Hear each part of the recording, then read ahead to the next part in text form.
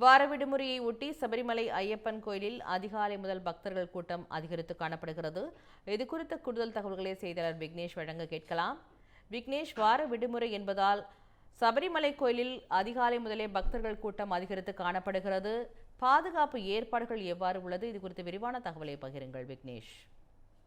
பராசக்தி பார்த்தோம்னா புகழ்பெற்ற சபரிமலை ஐயப்பன் கோயில்ல மண்டலகால பூஜைக்காக கடந்த மாதம், அதாவது நவம்பர் 16ஆம் தேதி நடை திறக்கப்பட்டு 17ஆம் தேதி முதல் பக்தர்கள் சாமி தரிசனம் செய்வதற்கு அனுமதிக்கப்பட்ட வந்த நிலையில இன்றைய தினம், அதாவது மொத்தம் 28 நாட்கள் ஆன நிலையில ஒவ்வொரு நாளுமே பக்தர்களின் கூட்டம் அதிகரித்துட்டே வருதுன்னு சொல்லலாம்.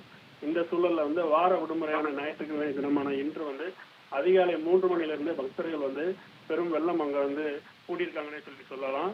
குறிப்பா மண்டல மகரவிளக்கு பூஜைக்காக நவம்பர் 16ஆம் தேதி நடை திறக்கப்பட்ட முதல்ல பக்தர்கள் கூட்டம் அலைமோதி வருவதால அங்க பல்வேறு பாதுகாப்பு ஏற்பாடுகளும் பக்தர்களுக்கு செய்ய வேண்டிய பிற வசதிகளும் செஞ்சுட்டு வராங்க. இந்த சூழல்ல ஒவ்வொரு நாளுமே பக்தர்களுடைய எண்ணிக்கையானது 1 லட்சத்தை கடந்திருக்குன்னு சொல்லலாம்.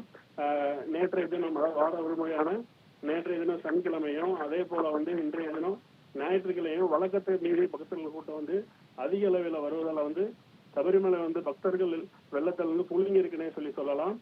இது மட்டும் இல்லாம 18ஆம் படி ஏறும் பக்தர்களின் வேகமும் தற்போது கூட்டப்பட்டிருக்கு. இது மட்டும் இல்லாம நடை அடைக்கப்பட்டு இரவு 11 மணிக்கு பிறகும், அதே போல நடை திறக்கும் நேரமான அதிகாலை 3 மணிக்கு முன்பாகவும் பக்தர்கள் அதிக அளவில் சாமி தரிசனம் செய்யறதுக்கு அனுமதிக்கப்படாதனால கூட்டம் ஓரளவுக்கு கட்டுக்குள்ளே இருக்குன்னு சொல்லலாம். பராசக்தி.